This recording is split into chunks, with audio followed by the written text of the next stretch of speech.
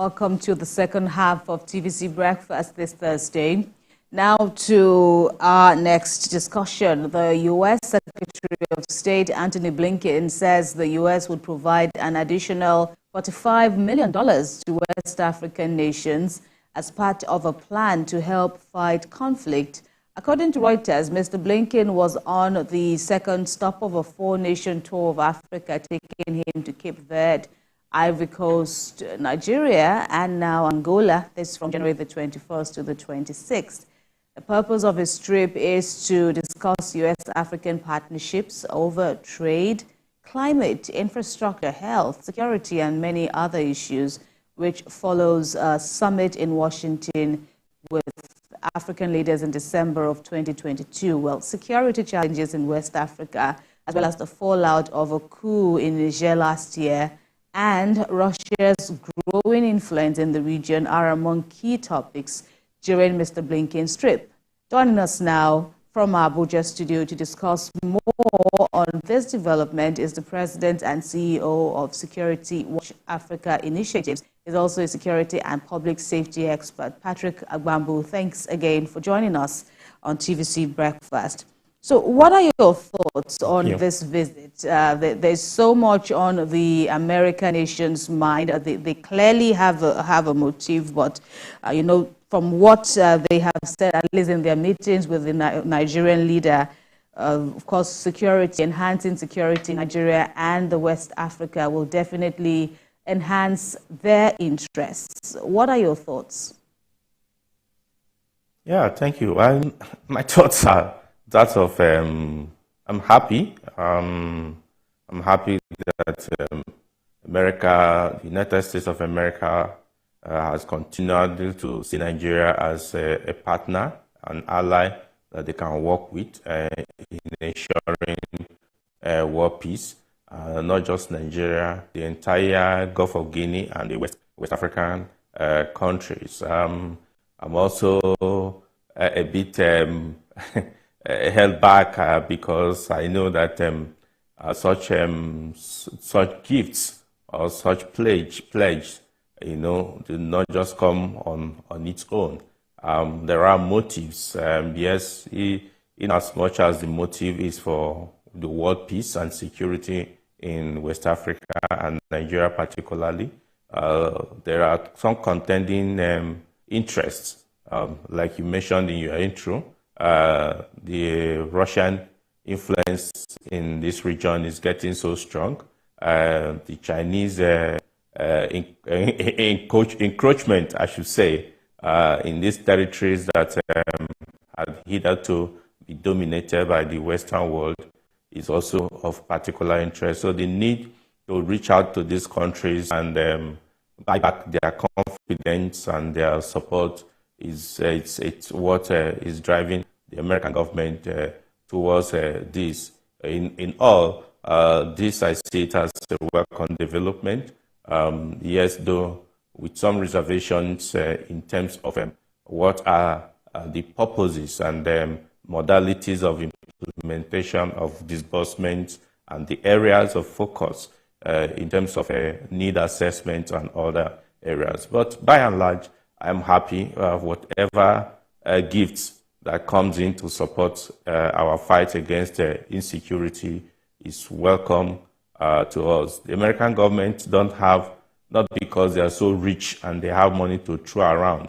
No, purposely there is a motive, and we must look at that motive as a nation, as a sovereign country, and go ahead where it favors us also. Okay, so you're concerned about motive, and I've been reading online that Blinken had said at one point that the fund will supplement about $300 million. The U.S. has already invested in coastal West Africa over the past 2 years. Also, we're not talking about the military trainings that have been given by about 15 times, and investing in civil protection in coastal West Africa. But are you concerned about the fact that we're only hearing about the fact that $45 million will be invested in security fund in West Africa, but we are not seeing the dotted lines, we're not seeing the reasons for investing this amount in these countries? Certainly, that really is my point. Yes, in 2022, when African leaders met in Washington, United States, some of us followed up to find out what is being discussed, and generally looking at issues of security. Generally, for me, it's so ambiguous. There's need, like I said earlier, the need specific. What areas are you seeking support? In the area of investment in soft security, or in the area of investments in kinetic warfare? What areas? These have not been spelled out. And, when the ordinary citizen in West Africa hears such amount of money, he feels that, oh, this is very large money. But to what intent? To what areas are these funds going into? Well, there is a need for the domestic governments in those countries to inform their citizens, and because their citizens have a stake in whatever grant or pledge or support that they receive from other foreign nations. So many people have said we should not continue to go begging cup in hands because we are equally sovereign nations. What are we doing to help ourselves? So in as much as some of us in the security sector are happy with whatever support that comes in, we're also concerned about what purpose and what is it being used for? What is it for? The 300 million in the last 2 years, if I ask the ordinary citizen in West Africa and the Gulf of Guinea, if they have had the impact, of course, the answer will be no impact yet. So there are a lot of questions to such grants and pledges. And then, of course, there's the issue of human rights. And amidst the U.S. much welcomed, support, promises of more support to enhance security in Nigeria and in neighboring countries, is, their urge on the Nigerian authorities, the military, the armed forces, to enhance accountability and transparency. And, this is your field. This is your turf, basically. There's been so much concerns about human rights abuses, which the U.S. government is big on.